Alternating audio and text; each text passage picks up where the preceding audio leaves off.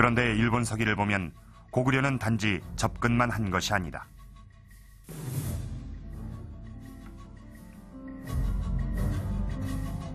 조공까지 바쳤다. 신라 백제도 마찬가지였다. 고구려가 조공을 바쳤다는 기록은 이때만이 아니다. 일본 서기 곳곳에서 찾아볼 수 있다. 그런데 417년의 기록엔 고구려의 입장이 분명히 드러나 있다. 고구려 장수왕은 일본을 가르치려 사신을 보낸 것이다. 흔히 조공을 바치는 나라는 약소국, 속국임을 의미한다. 그런데 일본 서기는 왜 일본을 가르치러 온 강대국 고구려를 조공을 바치는 나라로 기록한 것일까? 그런데 일본 서기 편찬에 아주 가장 중요한 이념은 8세기 천황제 율령국가를 수립한 일본국이 천황 통치의 정당성, 유구성을 주장하기 위해서 편찬한 것입니다. 거기에 이제 대외적인 측면에서 본다면 한반도 제국, 고구려, 백제, 신라, 또 가야 이런 제국들을 일본의 조공국 혹은 이 번국으로 보는 어떤 사관에서 관점에서 편찬된 것이기 때문에 상당히 윤색이 되고 조작이 되고 또 상당히 과장이 되는. 당시 일본의 사정을 살펴보면 조공을 바쳤다는 고구려, 백제, 신라의 입장은 더욱 분명해진다. 607년에 창건된 일본 나라현의 호류사. 백제가 기술자를 보내 건립한 절이다.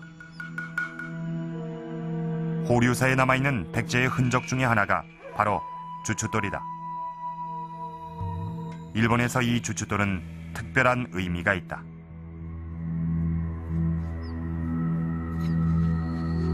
후쿠오카의 미즈키 발굴 현장. 이곳엔 고대 일본인들의 주거 형태를 짐작하는 유적들이 발굴됐다. 집이 세워진 자리에 그저 구멍만이 보인다. 고대 일본인들은 땅에 구멍을 뚫고 나무 기둥을 꽂은 뒤 그 위에 나무 껍질을 얹어 집을 지었다. 여기엔 주춧돌이 없다. 주춧돌 없이 나무 기둥만으로 집을 짓는 것은 저급한 수준의 건축 기술이다.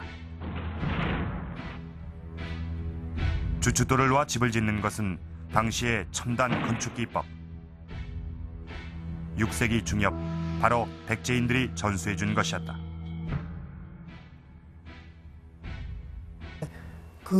남아도에는 7세기 중반까지는 본래 원주민들은 한국식으로 초석 입주, 도로 위에 기둥을 세우는 집이 없었어요.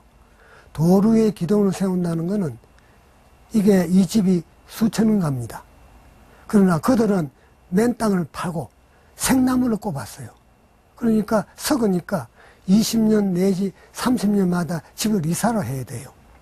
이러한 가옥도 제대로 못 만들고 또 그들은 신발도 없고 문신을 하고 물론 문자도 없고 이런 상황이었고.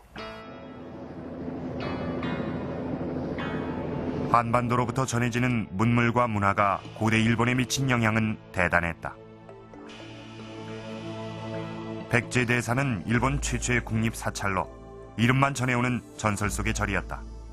그러나 이 발굴로 백제대사의 존재는 사실임이 확인됐다. 이로써 고대 일본에 미친 백제의 영향력은 또 한 번 입증됐다. 발굴된 기와 파편은 백제 기와와 흡사하다. 백제의 어떤 토기 문화라든가 또 여러 가지 견직물, 금속, 철기, 다양한 또 수공업 기술 이런 게 이제 백제로부터 받아들이는데 받아들이기 이전에는 상당히 낙후되었다고 보여집니다.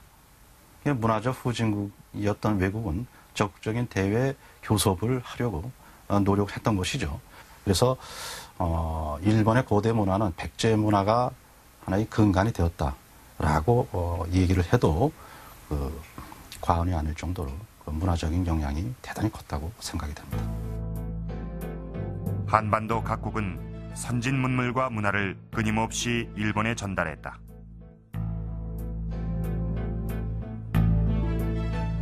그 과정에서 많은 사람과 물건들이 일본에 건너갔음은 당연한 일이다.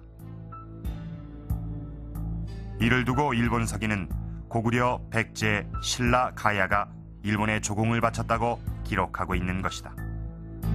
그러니까 삼국시대에 고구려 백제 신라뿐이 아니라 뭐 발해라든지 하여튼간에 이런 나라가 일본에 가기만 하면은 일본이 다른 나라에서 조공을 바쳤다 이렇게 얘기를 하고 있어요. 그러니까 그것은 근거가 없다고 봅니다.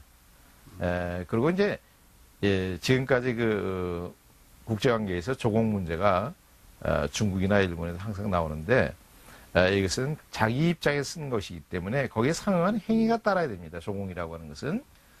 그런데 일본과의 그 삼국과의 관계는 조공과 관계되는 그런 행위가 전혀 따르지 않습니다. 그러니까 이것은 사료적 허구에 불과한 것입니다.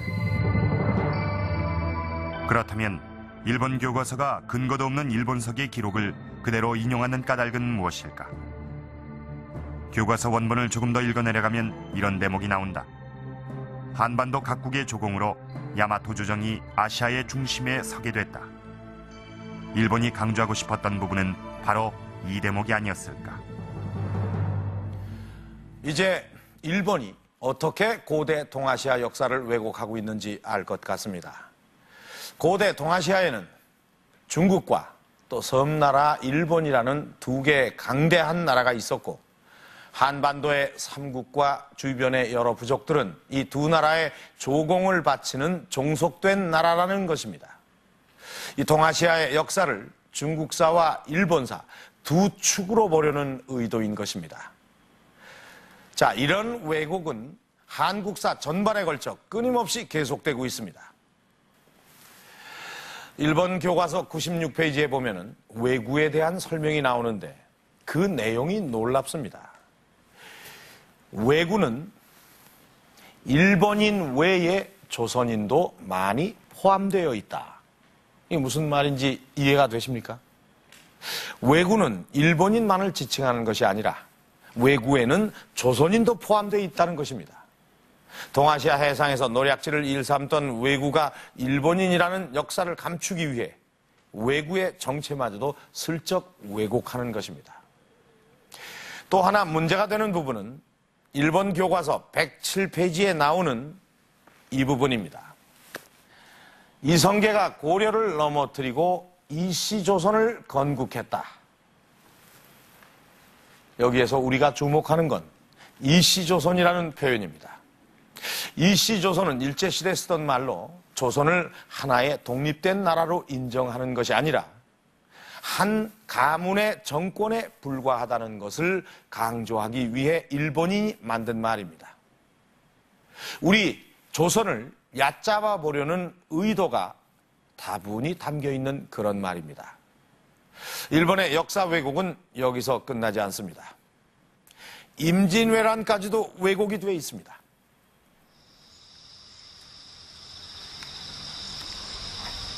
일본 규슈의 작은 항구 도시 나고야.